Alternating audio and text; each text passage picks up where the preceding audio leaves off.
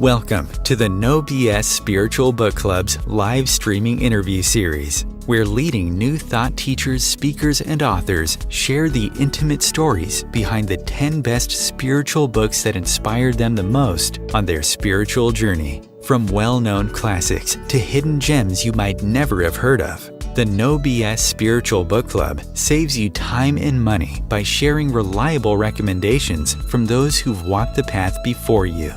The No BS Spiritual Book Club, the only no BS guide to the best spiritual books to inspire your own journey of self-discovery. Here's your host, founder of the No BS Spiritual Book Club, Sandie Sedgbeer. Hello and welcome. Now, a former Navy commander with a master's degree in national security affairs who served as a commanding officer and aide to the chairman of the Joint Chiefs of Staff is not someone you typically expect to see on an episode of the No BS Spiritual Book Club. But when you learn that former Navy commander is also a medium, a transformation teacher, a member of the Evolutionary Leaders Circle, and the author of 13 books, 6 bestselling hemi-sync recordings, and YouTube videos reaching millions of viewers, you know there has to be a pretty interesting story there. And indeed, there is. So let's welcome founder of The Awakened Way, producer of the Daily Way Inspirational Messages, and host of the Messages of Hope podcast, Suzanne Geisemann. Suzanne Geisemann, welcome. Thank you, Sandie, and hi, everybody. You've probably answered this question many times before. Exactly how long was that road that you took from serving as a commanding officer to serving on the faculty of the Shift Network and teaching people how to live a consciously connected and divinely guided life?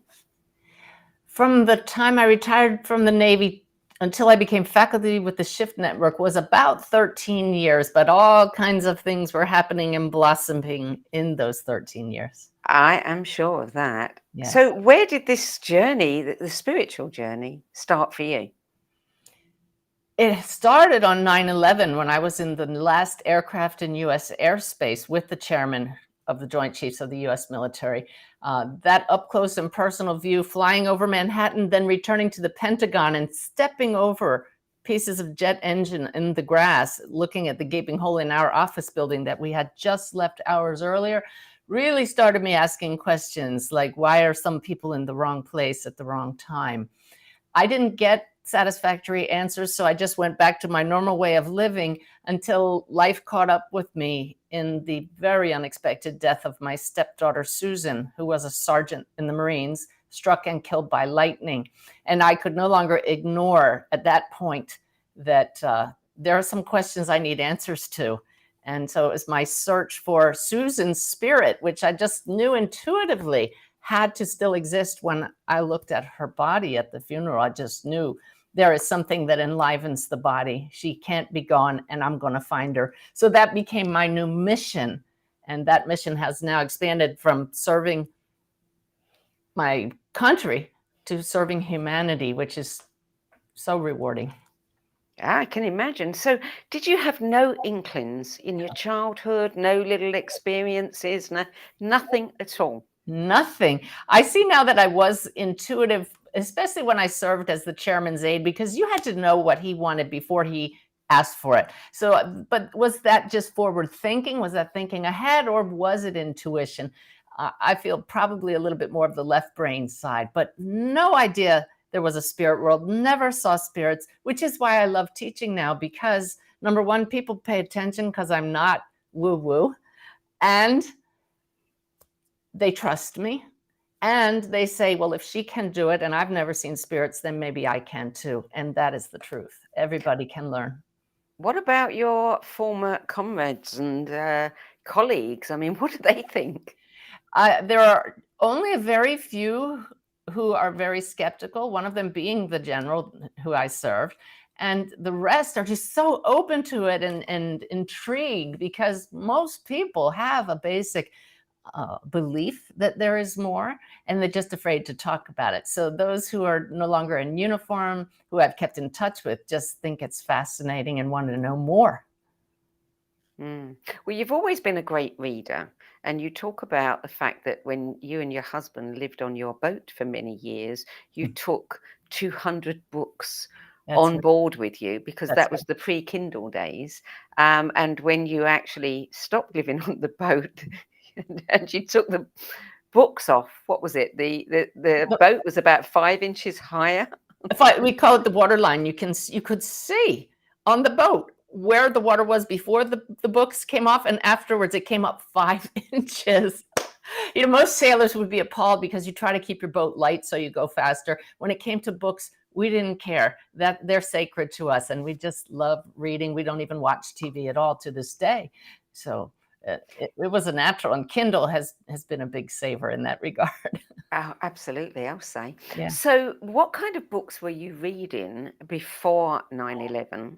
Oh, what a good question. Oh, a lot of novels, certainly at the time. I really was interested in things about metaphysics, but didn't dive in too much. Personal transformation books, for sure. That started in my 30s. I was just really, even before, trying to figure out why I'd always had a lifetime, well, since a teenager, of craving food. Food was my drug of choice when I would be bored or hungry, tired, all those things that cause us to run for the refrigerator. So I always felt there was something that I could make better in myself. So probably self-transformational books. And what was the first spiritual book that you read? Well, that would be the first one that really opened my eyes that's on my list is called Creative Visualization by Shakti Gawain. Yes. And even the name at the time, I had no idea that Shakti was Sanskrit, you know, and it stands for life force energy. To me, that was just such a unique name. I wasn't into meditation, but I could get into visualization. That's what sports players do, right? They visualize success. But her book was so much more and just opened me up to new ways of thinking and thinking outside the box. And so it had never occurred to me to ask of something beyond my awareness, what causes these food cravings in myself? I just kept saying, what's wrong with me? Why can't I stop running to the refrigerator even when it makes me miserable? It was just this generic wondering till I read Shakti's book and the advice about intuition and asking. And so I sat down one day and I said, all right, I'm going to ask. I'm asking, not knowing who I was talking to, why do I have these cravings? And the answer was not immediate, but it was within 24 hours. Suddenly I had to pick up a yellow legal pad and just started writing all these insights that flooded me. And it went right back to my teenage years when I had a whole bunch of really bad acne and wireframe glasses and must have felt awfully homely and insecure. And I was shown it was my way of feeling better. And then all these insights that followed came in. And it was only because that book guided me to actually ask. And I realized I connected to something beyond the Suzanne story. That was the beginning. Who did you think you were connecting to? I had no idea. I certainly didn't think it was a spirit guide. It was decades before I believed and came to know that spirit guides are real.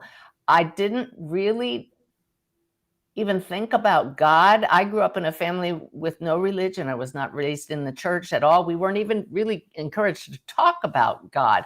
In fact, discouraged from that.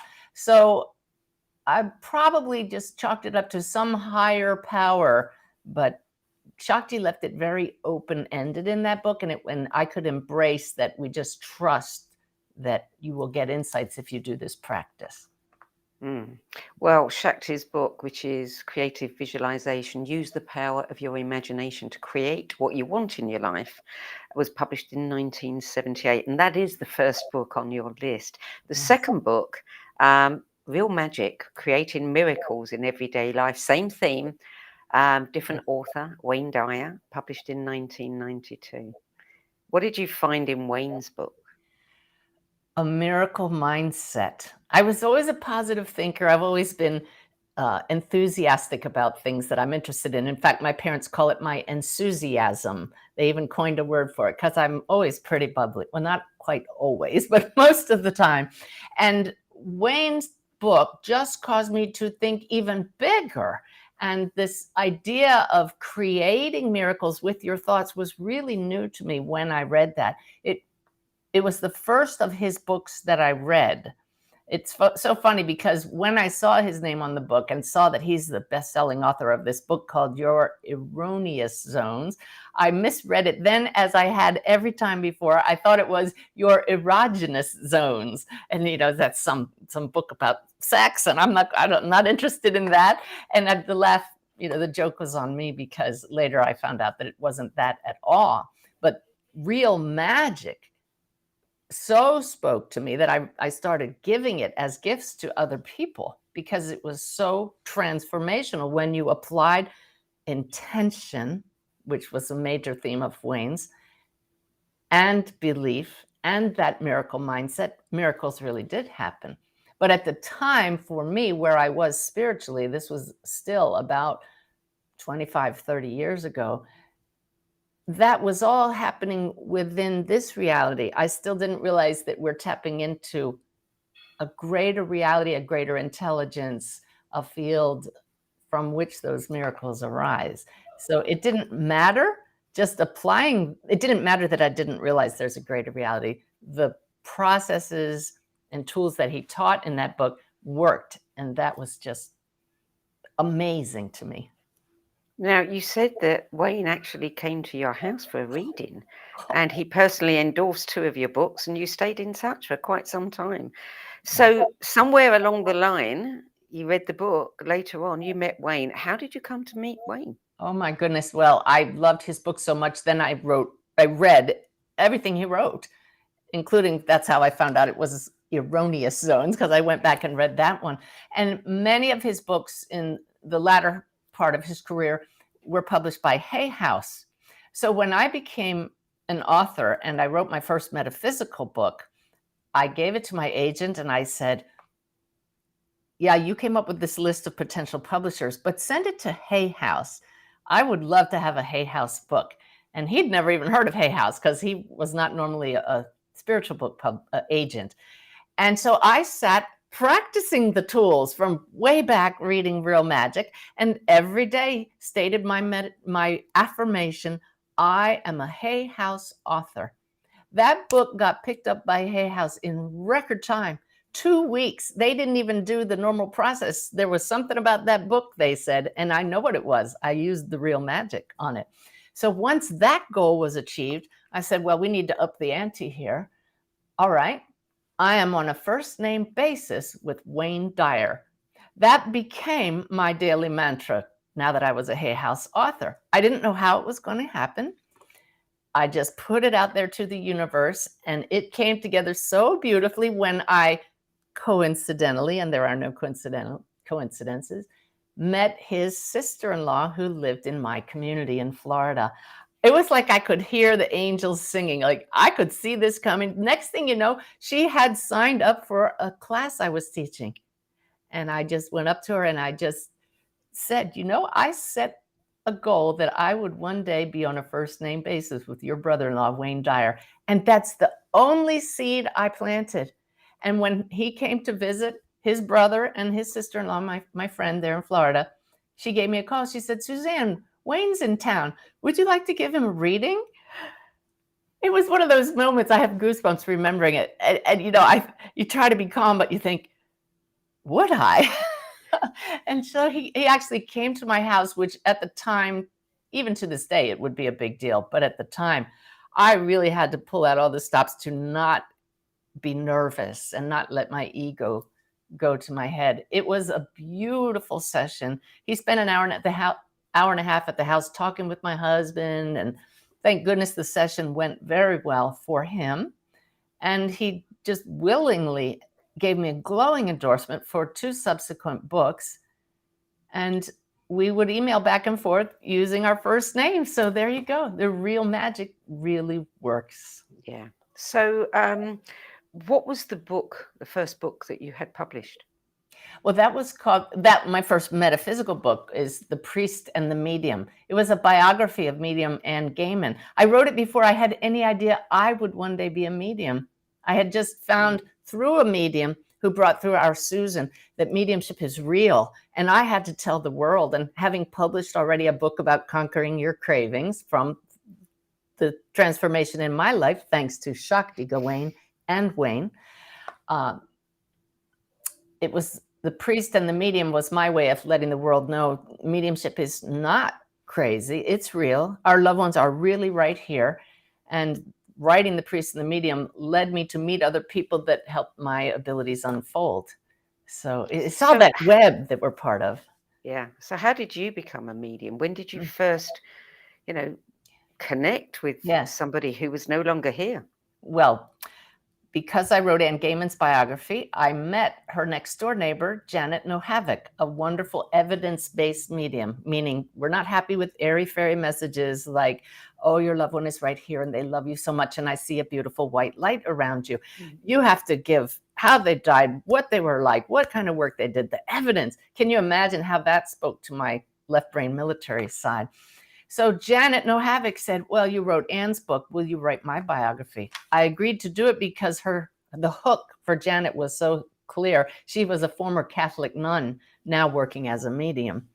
Well, in writing her book, I had to study her, learn all about her, follow her around. So I sat in the back of one of her classes.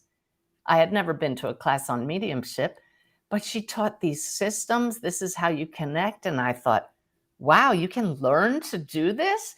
And suddenly she said, there's a spirit standing here. I'd like somebody to come up and apply what I just taught you. Suzanne, come up to the front.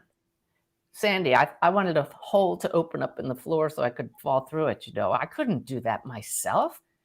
But the Navy officer in me said, can do, I'm going to do, you call on me, I'll get up there. And I could not feel a presence, but I brought through evidence. There's a man here who died of cancer at age 70, and he was an engineer.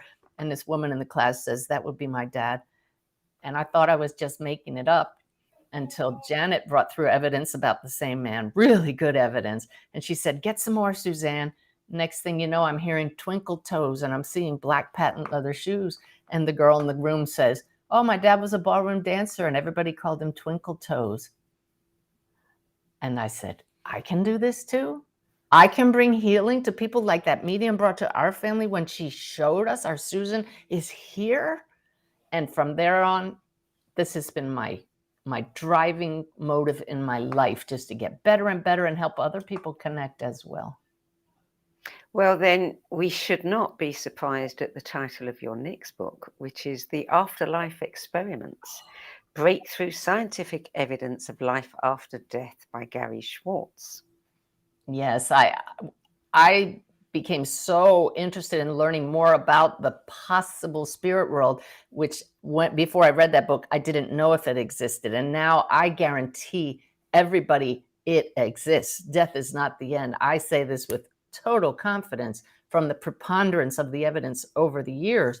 But at the time of Susan's funeral, we were devastated. I just wanted to know if what my heart told me when I looked at her body, that death is not the end. We had just a few minutes before getting on a plane to go back to our sailboat in Croatia to stop in a bookstore. I went to the New Age metaphysical books, spiritual books section, and I just looked at the titles. I need to find something about the afterlife. So of course, a book called The Afterlife Experiments jumped out at me. And when I read that subtitle about scientific experiments and evidence, this is the book, because I need evidence.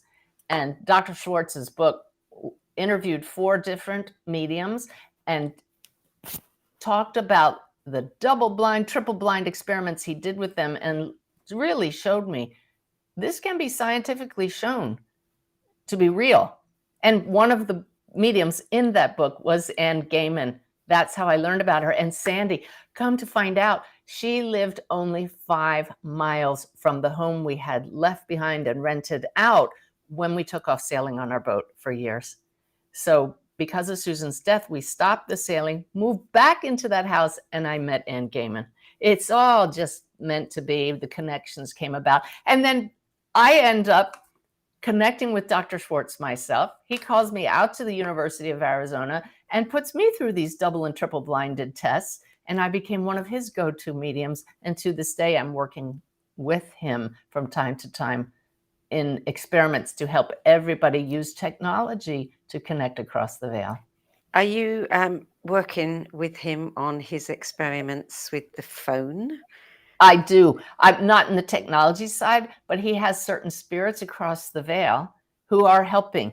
And Yes. so he has a team of his most trusted mediums who tune into those spirits to validate the information that they're using in the technology. It's really fascinating. Do you think it's possible that one day we will be able to pick up the phone and speak to our dead loved ones? I know it is possible from the what is showing up on the instrumentation now. It's undeniable, but I totally understand why he needs to have every T crossed and I dotted before he introduces it to the public, because there will most definitely be skepticism about that, understandably.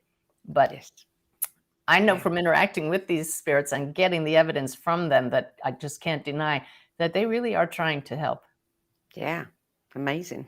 Yeah. So book number 4, fabulous book, The Field, The Quest for the Secret Force of the Universe, Lynn McTaggart, 2003. What a great book. Oh, yes. And just what I needed after Janet No Havoc pulled me to the front and said, you can do this. And I did it. I brought through a spirit. How is that possible? Where are these people? How come why don't we see them? All these questions going around in my head, and I couldn't explain it spiritually yet. At that point, I couldn't. So I went to the science side, and this quest for the secret force of the universe. Okay, it has to be a force of some kind. So what is it? And I dove into her book, and Sandie, I was a foreign language major, liberal arts major, never scientifically minded. And she dived into quantum physics so thoroughly, but just made it understandable if I read slowly. So I would go back and I'm highlighting and underlining. And now the experiments that are talked about in that book, some of them, the scientists have just now earned the Nobel Prize in Physics for those experiments. So the world is catching on to what Lynn McTaggart and others have known for a long time. There is this force that joins us all, and that's where the spiritual side comes in. Yeah. Number 5, Stalking the Wild Pendulum, on the Mechanics of Consciousness, by Israeli-American scientist, inventor, author, and mystic Itzhak Bentov, and also William Tiller, who wrote the preface, who was a man that I had the privilege of knowing. Just an incredible man. I've met him as well, and brilliant mind, and one of those brave scientists who's not afraid to put it out there that there's more that science can't prove. Yes. But Itzhak Bentov was way ahead of his time, and unfortunately passed in a plane crash in the 70s, or I would be just following his work to this day. It's such a little gem of a book, and very few people have heard of it. So I'm really grateful to you, Sandie, for this chance to get it out there. He explains very obtuse concepts in fun ways, with fun little hand drawings of little comical figures, and gives you little experiments in the book, like one where you can stare at your watch and get in an expanded state of consciousness, and suddenly the second hand stops. It's stunning. And it's like you're watching time, and suddenly time, I just did it. I stopped my second hand just like that for 3 seconds. So what really happened in that 3-second block where the second hand stop, Bentov explains about time in ways that most people would never think to explain them. And he just opened me up to understanding how everything is the result of consciousness, and certainly not the brain. The brain is secondary to consciousness. Yeah. I mean, what a loss. I mean, that was 1979 when he passed. Who knows what he would have done? Oh my, I know. I know. I often wonder if there was some part of a grander scheme that he was introducing things that humanity wasn't quite ready for yet, so they called him home. I just, you wonder about things like that. Maybe I should ask him personally. It never occurred to me to try to connect with him.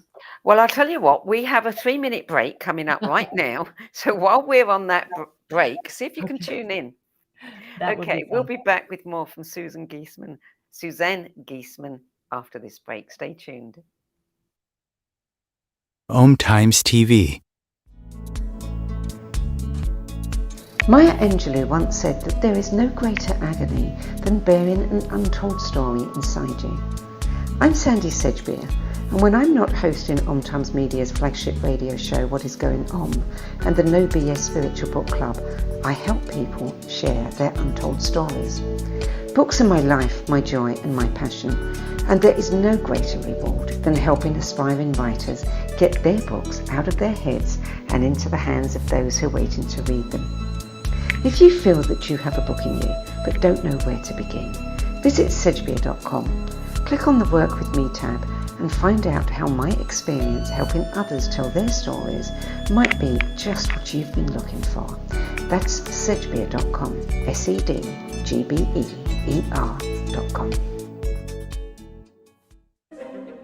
Imagine becoming a super influencer. Reinvent yourself, invest in your brand, and then manifest your success with a robust spheric approach. Om Times Media and Broadcasting offers a unique and multifaceted way to become the spiritual and conscious influencer you deserve to be by putting your message across our powerful platform with its proven record of integrity and excellence. Through our produced shows, Om Times offers the opportunity to become a social media TV personality, a radio show host, an Om Times magazine columnist, and a syndicated podcaster, all in one shot.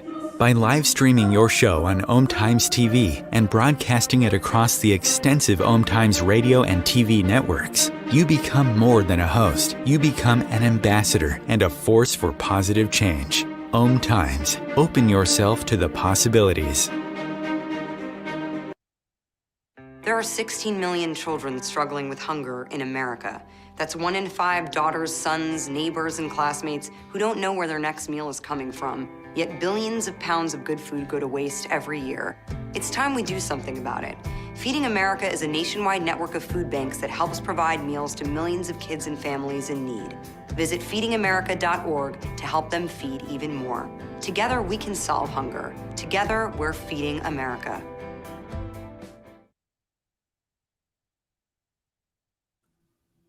Welcome back. Suzanne, did you have any connection then during the break? I actually didn't try because I would need to be in a nice expanded state of consciousness, and I'm just totally I'm hyped up right now. But what I have learned, Sandie, is everyone is here, always, because there is only here in consciousness. They don't come from somewhere far away. So with that intention and the right state of consciousness, if it serves the greater good, we'll connect. So I will give it a go in a nice deep meditation and let you know how it goes. Yeah, please do. Yeah. So book number 6, The Infinite Way by Joel Goldsmith, published in 1947.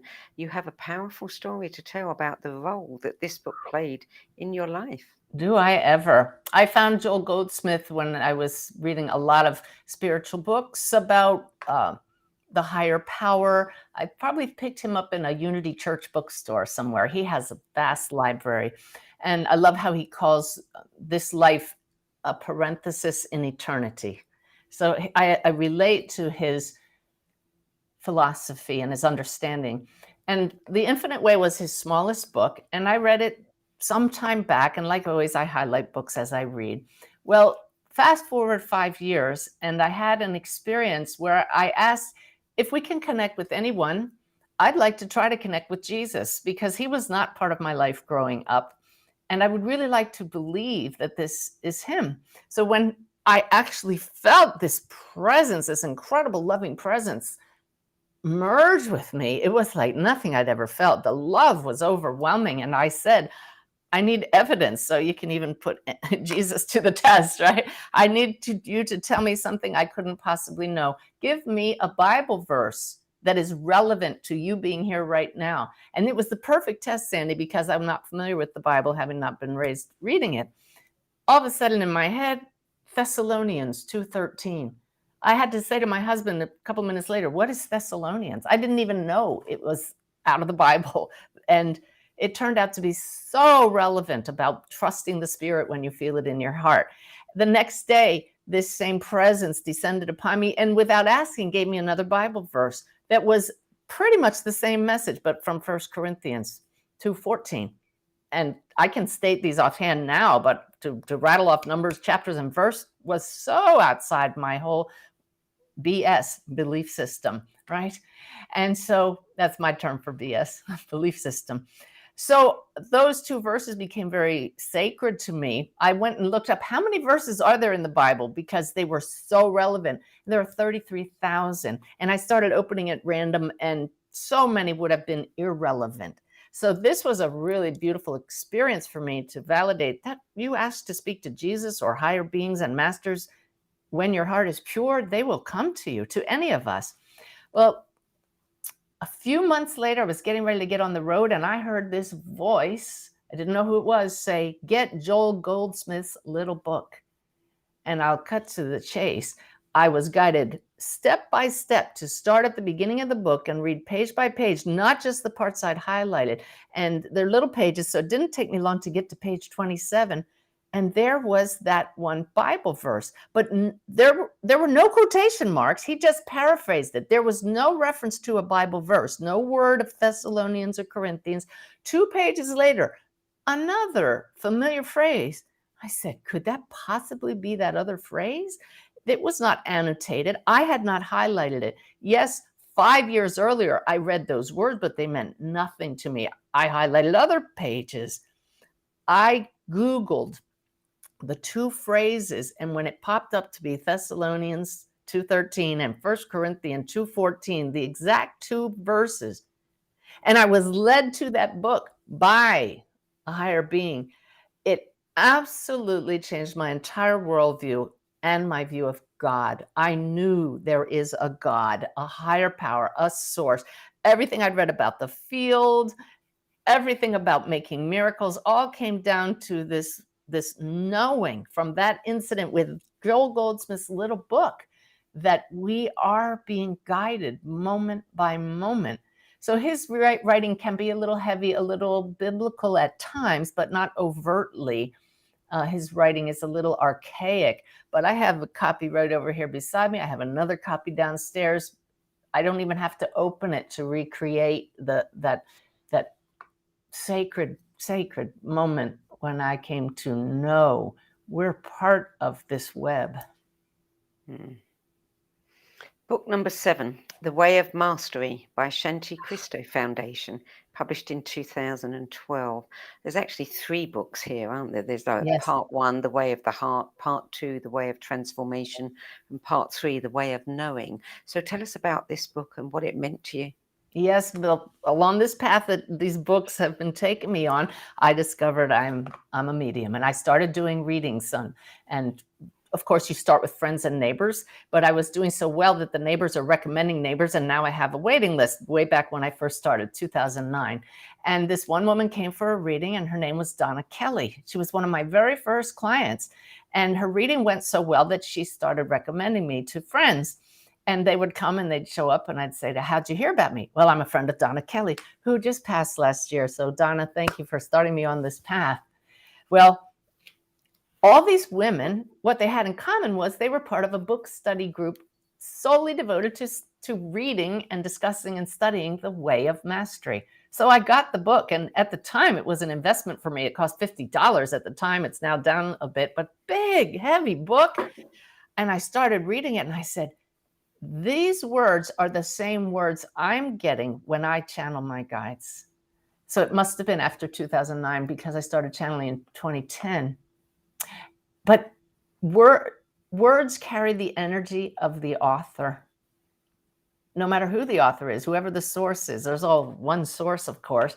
But this book was channeled by a man named John Mark Hammer, and he was channeling, allegedly, the words of Jesus. Well, I'd had this experience, and I just knew that this can be trusted. And so I don't know that I learned anything new in the book, but to me, I go back to it to this day just for that beautiful feeling that I get in meditation. But sometimes I can't just meditate because of what's going on around me. I can open up that book just before going to bed and just soak up that beautiful energy. It's truth. And I've recommended that book to people over the years when they're really close to understanding, to knowing who we really are as expressions of one source. It's just a very special book. It has come up before on people's lists, not, lots and lots of times, but it has come up. And whoever it touches, it seems to touch very, very deeply. It's very much like A Course in Miracles, but some people have trouble with the language in A Course in Miracles, and this is more clear. Yeah. So, book number 8, I Am That, Talks with Sri Nisargadatta Maharaj, 1973, one of the greatest sages of India. Yeah, I'm just proud I can even say Sri Nisargadatta Maharaj. Right? You did very well there. I've shared it with other people and they said, say what? But he was a brilliant man, very humble, lived in an old tenement building in India, but people would come from all over the world to just ask him questions. And that's what this book is. It's a compilation of the conversations he had with people who came to him. But the answer to every question leads to the same answer. I am this. And what is this? Consciousness, oneness. But it is so deep, this book, Sandie. And the way I found it was through Donna Kelly, the woman that led me to the Way of Mastery. She ultimately invited me to join a small circle of 12 women who met weekly at her house. And we would meditate together for 45 minutes, which was beautiful. And then we had a book. And that was the book they were studying when I first joined them. And we would read it aloud. We were supposed to read it on our own at home beforehand and then read it page by page. You'd read a few paragraphs and stop, and the next person would pick up. And this is a thick book. And some of the material is really obscure. And I'll tell you, so many times we would stop reading and there would be this pause and we'd look at each other and we would say, does anybody know what he just said there? Because we did, and it just went right over our heads at the beginning. But I caught on very quickly. It's really just all coming back to getting rid of the story of you, setting that aside. And when you don't have a story, what remains? Pure being. Now I can pick it up, and I do pick it up often. And I just read little gems here and there and say, yep, that's truth. That's truth. So it's not something that you just plow through. And it's easy to set aside because it's so deep and you just think, I'm not getting this. But when you stay with it, which that book group caused us to do, it really pays off. Because by the end, all of us were really be caught on. Whether it sinks into your awareness, that depends on where you are in your spiritual journey. Yeah. And ain't that the truth about all of it? Yes. Yep. Yeah, absolutely. That's what the thing is about these book lists. People have asked me over the years, what's your recommended book list? And I have hesitated to give it because they may go spend all this money and buy my 10 books and they might fall flat for them. They have to just look at that list and ask from the heart within, which of these books is perfect for me now? And you'll know. It'll do what I call snag you. And then where do you go from there? It may be to another author on your list. It's don't follow anybody else's path step by step. Just see what speaks to you in this moment. And then where does spirit lead you, knowing what you need next? I love learning through books that way. I usually have 5 books on the go on my nightstand, and I'll ask spirit every time, which book right now? And I'll open it up, and there will be word for word what came through in the morning messages that I share with the world. It's so affirming. Yes. Yeah. So book number 9, this one, interesting, has come up probably about 3 times in the last 2 months. Oh, wow. And it is My Big Toe by the nuclear physicist Thomas Campbell, who spent years working with Robert Monroe. And it is, again, a trilogy, really, a 3-part book, Awakening, Discovery, and Inner Workings, all published in 2003. And the toe is not his literal toe. That's right. Tell us what it is. It's my theory of everything. So he brings together philosophy, science, cosmology, religion. I was so grateful that a few times in the book, this nuclear physicist does use the word love. He really does get it, that the basis of everything is utter, total connection, wholeness, oneness. But he gives scientific and computer virtual reality type acronyms to everything. God is not God, it's the big computer, the ultimate, the absolute. And he really does liken all of this to a virtual reality, and it's brilliant the way he describes all of this.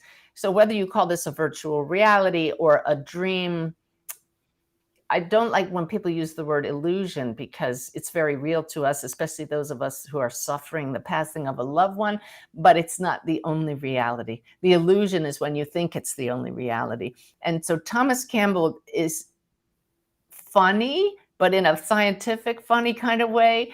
The book is, there are some sections you can tell where I skipped over them because there's no highlighting. It's like, this is a little too deep. I don't need that. Let's get to the stuff that's really going to help me on my spiritual path and understanding more how all this works and why we can all connect with a greater reality and why we make the choices we do. And do we have free will? All of that's in this trilogy. Again, it's a trilogy of books. Mm-hmm. Yeah. So book number 10, by somebody who really should be celebrated. I mean, she is, and I'm glad that she is, but she should be celebrated more, because I think that she has given us one of the most down-to-earth, practical ways of working through our stuff. And it is Byron Katie, and the book is 1,000 Names for Joy, Living in Harmony with the Way Things Are, published in 2007.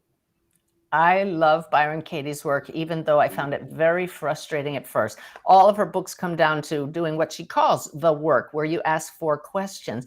And the first one is, whatever has upset you, is it true? And at first you say, well, of course it's true. Of course my dog ate my homework and I'm upset. Of course it's true. It really causes discord within you.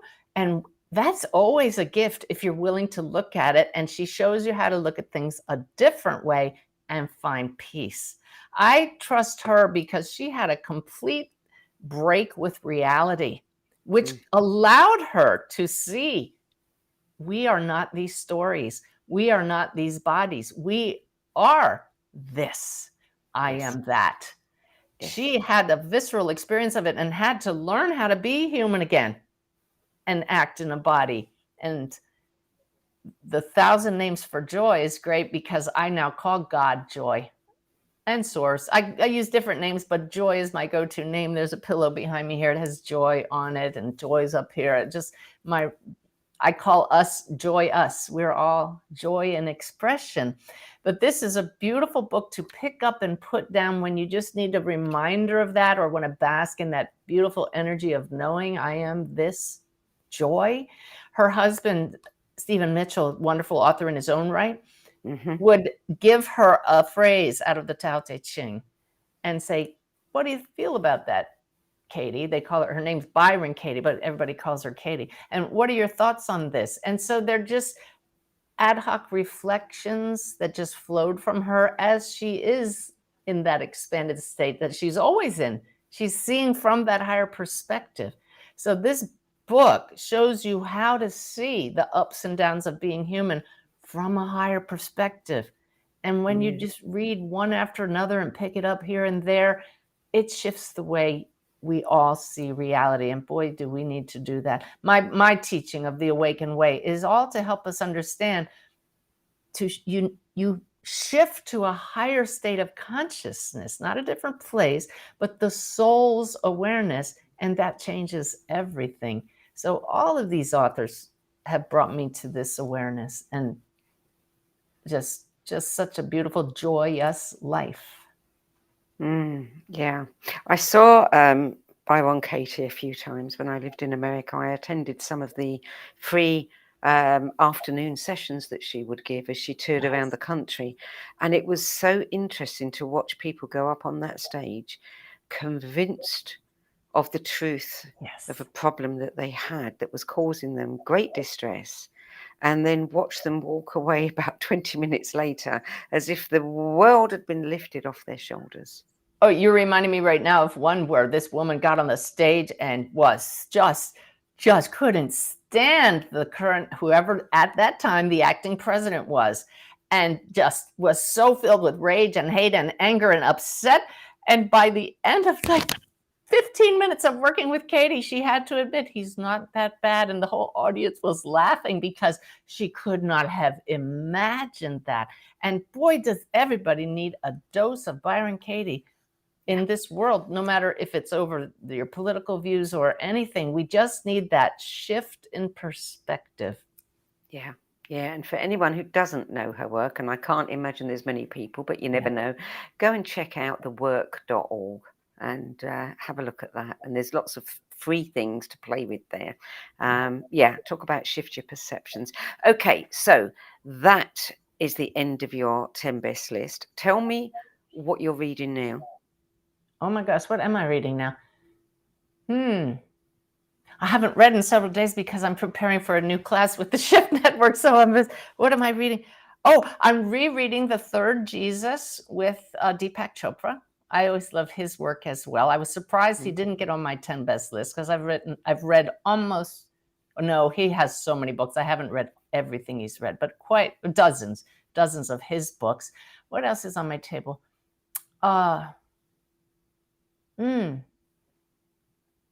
Mostly rereading books. I can see the cover of one right now, but I'm just a complete blank. Yeah. Okay. Tell me about, you've been recognized on the Watkins List of the 100 most spiritually influential living people.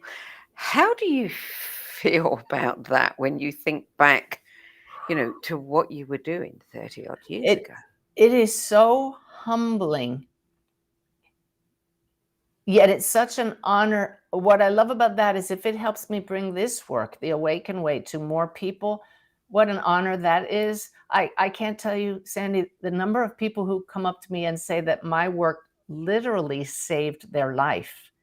Because I deal with a lot of people who are grieving and they want to join their loved ones across the veil. They're ready to take their own life. And then they just start watching my YouTube videos or looking at some of my work. I have a lot of free material on my website, and it shifts something and it gives them hope.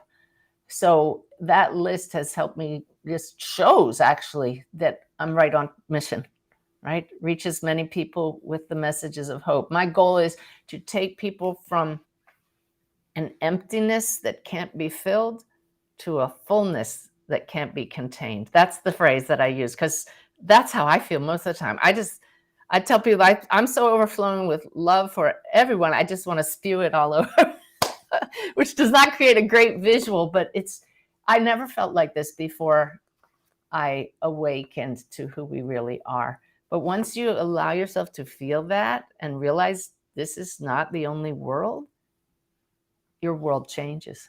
Yeah. Do you look back on yourself, your younger self, and think, how come I didn't know any of this, that this was going to be my life path?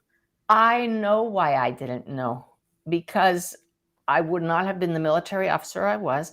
I would not have been picked by the chairman to be his aide. And that has been one of the key points that has brought people to my work, my very left-brain, structured, high visibility background.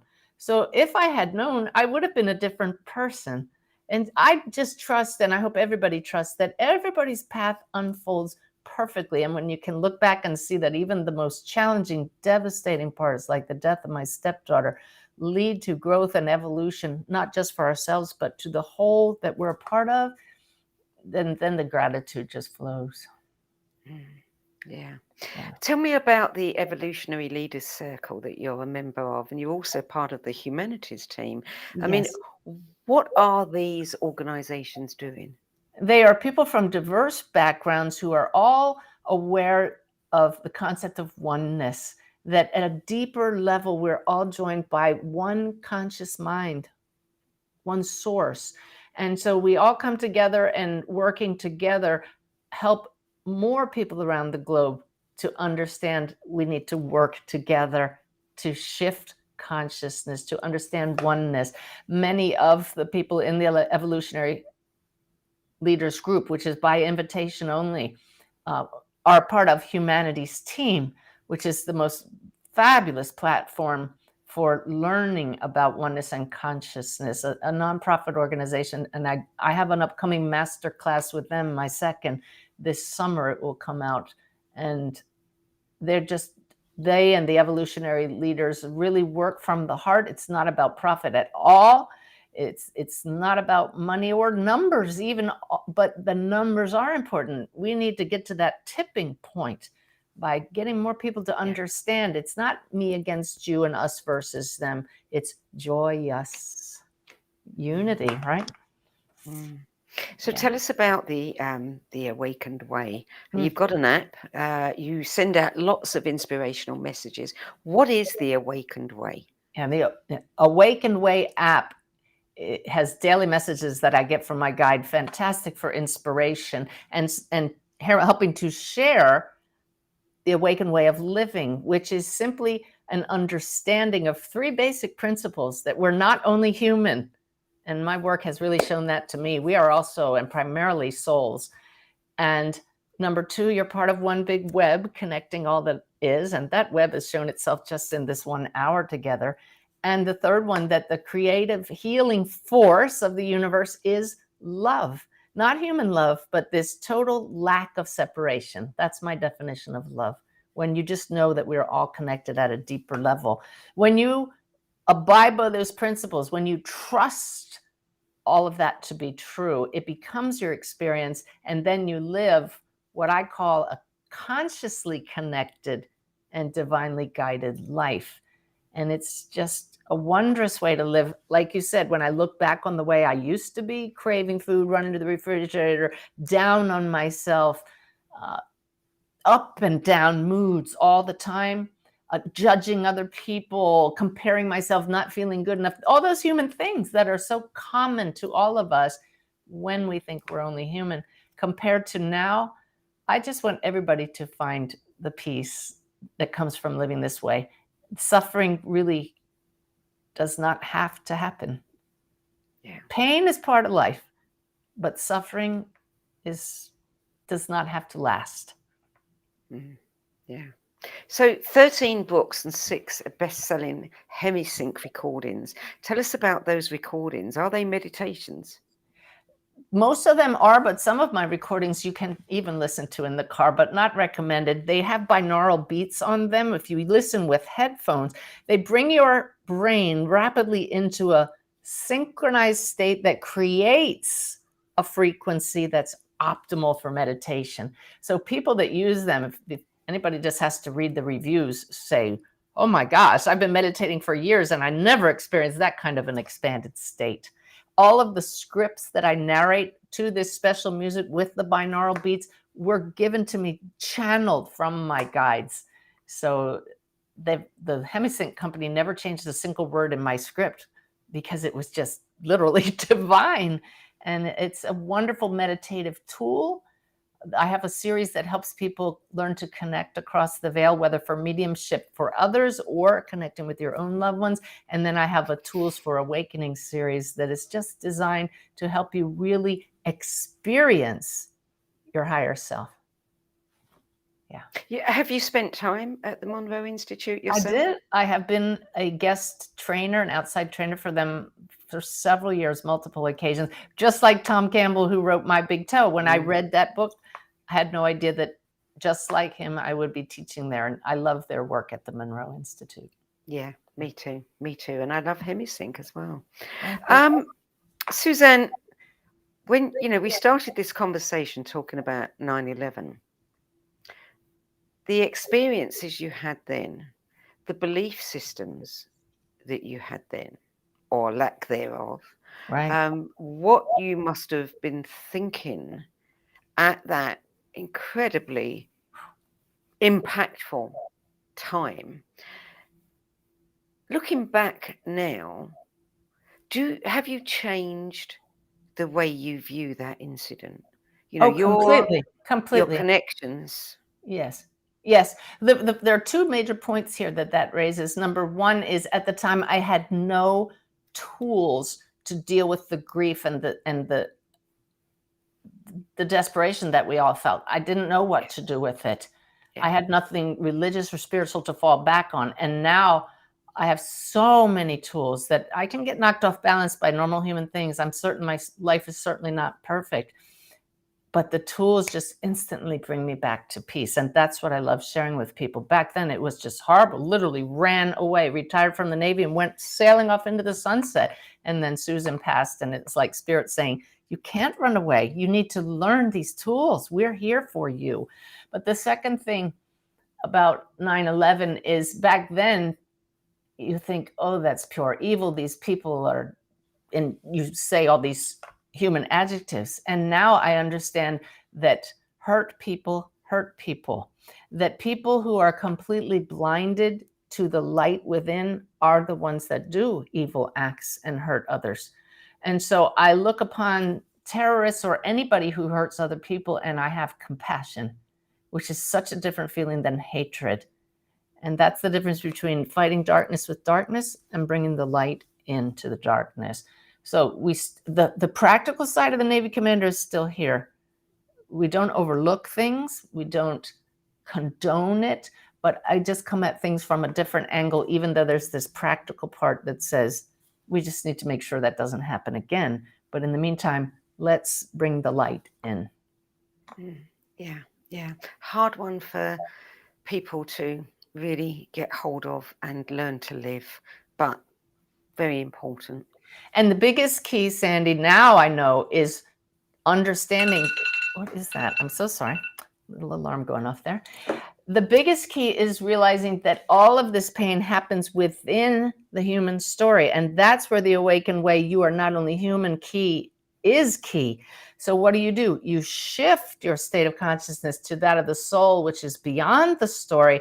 And there's the peace, and there's the higher perspective. And that's where you access what is the best way to deal with this now. And it's always going to be higher than the normal human response. So that shift is what changes everything. Yeah, indeed. So tell us what people will find at your website. I know you've got a lot of free stuff there, and what you're offering. Yes, if they go to the homepage, go down to the bottom. There's a fun video that plays right at the top. It just kind of shows me laughing at things. I'm just my enthusiasm kind of bubbling over there at the top. But if you scroll down, you'll see where we can meet in person and online, upcoming events. But at the bottom is a free e-guide. Where do I begin? Because I have so many resources on my website. So many people say, I don't know. There's so much here. So it's like a little buffet menu. Are you in grief? Start here. Are you on the spiritual path without having lost somebody? Start here. And I'm just so honored to be able to offer so many resources that people are really finding helpful. Are you still doing private, personal, medium readings? I do, but probably only 5 a week. I only do 1 a day, and on the days that I can. And I'm working through a waiting list that people have been on for 5 years. So I'm not adding to the list, but I have to keep doing readings because I love them, keeps the connection crystal clear, and provides me fresh examples all the time that this is real. Just real quick, like just the last reading I did, a woman, mother in spirit, came through. My client is in Singapore. We're using Zoom. And I said, your mother's handing you flowers. I'm asking her what kind they are. I can see them, but I don't know what this is. And the mother says they're frangipani. I said, what is that word? I mean, I'd heard it, but I didn't know what it was. And I said, I know this is meaningful to you because your mother's giving them to you and says, I want you to keep these around the house. And my client said, they're very common flowers in Singapore. So there you go. Fresh teaching to show I couldn't have known this. The spirit world is real. Her mom was not dead and gone. She's right here, just as everyone's loved ones are. And they just want us to know it. Okay, well, if there's one last message that you could share with the people watching this and listening to this, what would you want to say? There are so many messages, but what comes as I tune in right now is you are not alone and you are not broken. Maybe at the human level, you may feel that way, but your soul is perfectly whole and complete right now. Set the intention from your heart to know your true nature and get ready for miracles. Beautiful. Suzanne Geisemann, thank you so much for adding your 10 best list to the No BS Spiritual Book Club's library of recommendations. Oh, thank you, Sandie. This is just fun, and I love that you took me down memory lane personally. It's been great. It's been a lot of fun. If you want more information about Suzanne, you can visit her website, Suzanne, S-U-Z. I'm British, so I'll say Z, ANNEGIESEMANN.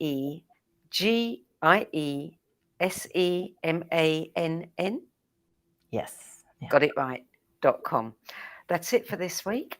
We'll be back at the same time next week with another edition of the 10 Best Spiritual Books interview series for the No BS Spiritual Book Club. Till then, it's goodbye from me, and thank you to Suzanne Geisemann. Thank you.